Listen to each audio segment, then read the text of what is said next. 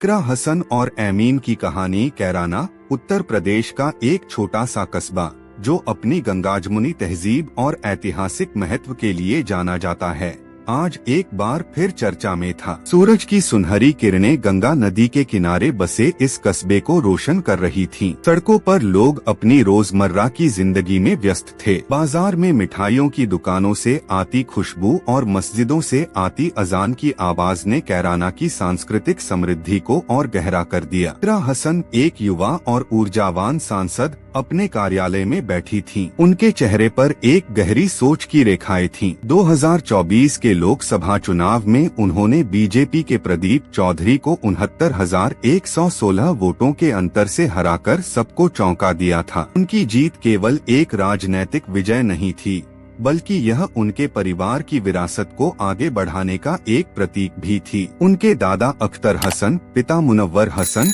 और मां तबस्सुम हसन सभी कैराना से सांसद रह चुके थे, लेकिन इकरा की नजरें केवल अपने परिवार की विरासत पर नहीं थीं।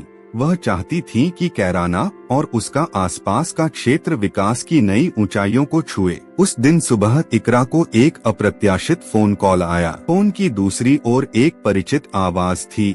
यह असदुद्दीन ओवैसी, एमीन के राष्ट्रीय अध्यक्ष थे। इकरा थोड़ा आश्चर्यचकित हुई। एमीन और समाजवादी पार्टी के बीच वैचारिक मतभेद हमेशा से चर्चा का विषय रहे हैं। फिर भी ओवैसी साहब का फोन आना कोई साधारण बात नहीं थी। नमस्ते इकरा जी, ओवैसी ने अपनी विशिष्ट शांत और गंभीर आवाज में कहा। मैं अगले हफ्ते उत्तर प्रदेश के दौरे पर हूँ। क्या हम कैराना में मिल सकते हैं? कुछ जरूरी मुद्दों पर बात करनी है। इकरा ने एक पल के लिए सोचा। एमीन और समाजवादी पार्टी के बीच गठबंधन की संभावना तो दूर, एक साधारण मुलाकात भी असामान्य थी। फिर भी उन्होंने विनम्रता से जवाब दिया, जरूर ओवैसी साहब, आपका स्वागत है। हमें यहाँ कैराना में आपसे मिलकर खुशी होगी। अगले कुछ दिन इकरा के लिए व्यस्त रहे। वह अपने क्षेत्र की समस्याओं को समझने और समाधान खोजने में जुटी थीं। शिक्षा, बेरोजगारी और बुनियादी ढांचे की कमी जैसे मुद्दे उनके लिए प्राथमिकता थे।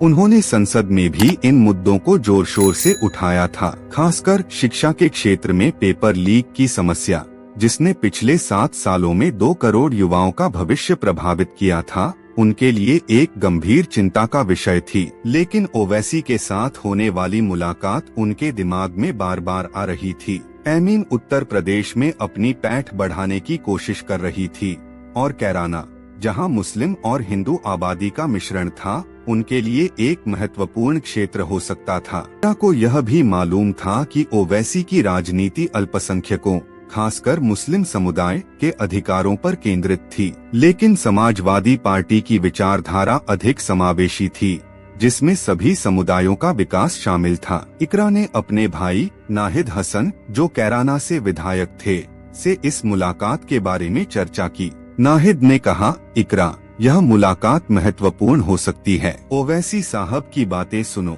लेकिन अपनी जमीन मत छोड़ना। हमारा लक्ष्य कैराना के सभी लोगों का विकास है, न कि केवल एक समुदाय का। इकरा ने सहमति में सिर हिलाया। वह जानती थी कि यह मुलाकात न केवल उनके लिए, बल्कि कैराना की राजनीति के लिए भी एक महत्वपूर्ण मोड़ हो सकती थी। मुलाकात का दिन आ गया। कैराना के एक स्थानीय सामुदायिक केंद्र में यह बैठक तय की गई। इकरा ने सुनिश्चित किया कि माहौल सौहार्दपूर्ण रहे। केंद्र को सजाया गया था और स्थानीय लोगों को भी आमंत्रित किया गया था, ताकि यह मुलाकात एक खुला संवाद बन सके। असदुद्दीन ओवैसी अपने छोटे से दल के साथ समय पर पहुंचे। उनके साथ उनके भाई अकबरुद्दीन ओवैसी और कुछ अन्य एमीन नेता भी थे। इकरा ने उनका गर्मजोशी से स्वागत किया। दोनों पक्षों ने एक दूसरे का अभिवादन किया और फिर सभी एक गोलमेज पर बैठे। इकरा जी, सबसे पहले मैं आपको आपकी जीत के लिए बधाई देना चाहता हूँ, ओवैसी ने शुरुआत की।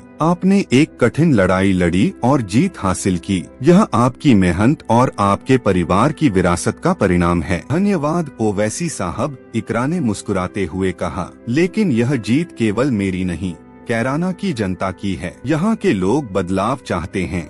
और मैं उनके लिए काम करने को प्रतिबद्ध हूँ। ओवैसी ने सिर हिलाया और फिर अपनी बात शुरू की। इकरा जी, मैं यहाँ इसलिए आया हूँ क्योंकि मुझे लगता है कि उत्तर प्रदेश में अल्पसंख्यकों, खासकर मुस्लिम समुदाय के लिए और काम करने की जरूरत है। एमीन इस दिशा में काम कर रही है और हम चाहते हैं कि आप जैसे युवा और प्रगतिशील नेता हमारे साथ मिलकर काम करें। इकरा ने ध्यान से सुना। वह जानती थी कि ओवैसी का यह प्रस्ताव केवल एक साधारण सहयोग का प्रस्ताव नहीं था, यह एक गहरी राजनीतिक रणनीति का हिस्सा हो सकता था। बातचीत अब गंभीर हो चली थी। ओवैसी ने कहा, इकरा जी, उत्तर प्रदेश में मुस्लिम समुदाय कई समस्याओं से जूझ रहा है। शिक्षा, रोजगार और सामाजिक भेदभाव जैसे मुद्दे गंभीर हैं। हमारी पार्टी इन मुद्दों को उठाने के लिए एक मजबूत मंच प्रदान करती है। अगर हम साथ मिलकर काम करें तो हम इन समस्याओं का समाधान और प्रभावी ढंग से कर सकते हैं। इकरा ने जवाब दिया,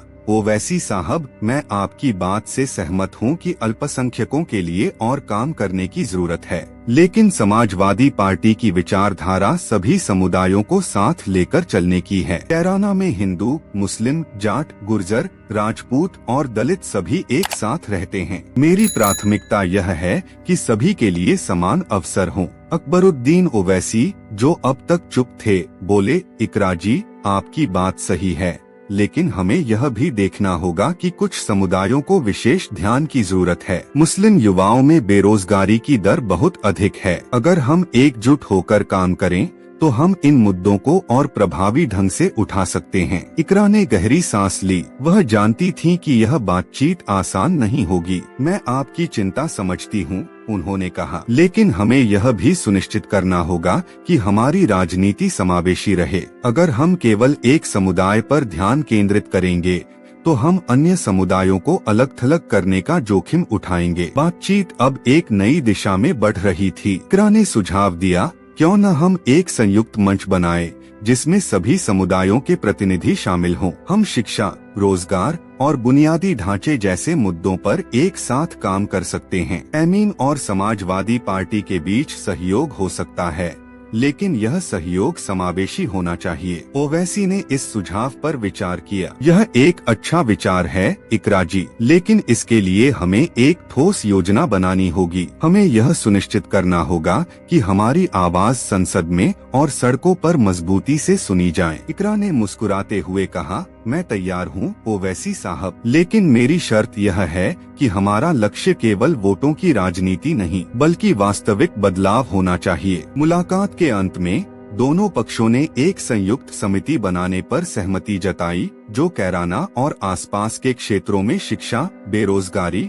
और सामाजिक एकता जैसे मुद्दों पर काम करेगी। यह समिति सभी समुदायों के प्रतिनिधियों को शामिल करेगी और इसका उद्देश्य होगा क्षेत्र की समस्याओं का समाधान करना। इकरा ने ओवैसी और उनके दल को विदा किया। उनके मन में एक नई उम्मीद जगी थी। वह जानती थी कि यह रास्ता आसान नहीं होगा, लेकिन अगर वह और एमीन जैसे अन्य दल मिलकर काम करें तो वे कैराना को एक नई दिशा दे सकते हैं। कैराना की सड़कों पर सूरज डूब रहा था। इकरा अपने कार्यालय की खिड़की के पास खड़ी थीं, गंगा नदी को निहारते हुए। उनके मन में कई सवाल थे। क्या यह सहयोग वास्तव में संभव होगा? क्या वह सभी समुदायों के बीच संतुलन बना पाएंगी? लेकिन एक बात तय थी, इकरा हसन अपने क्षेत्र और अपने लोगों के लिए कुछ बड़ा करना चाहती थीं और इस मुलाकात ने उन्हें एक नया दृष्टिकोण दिया था। वह तैयार थीं एक ऐसी राजनीति के लिए जो न केवल उनके परिवार की विरासत को आगे बढ़ाए बल्कि कैराना को एक नई पहचान दे।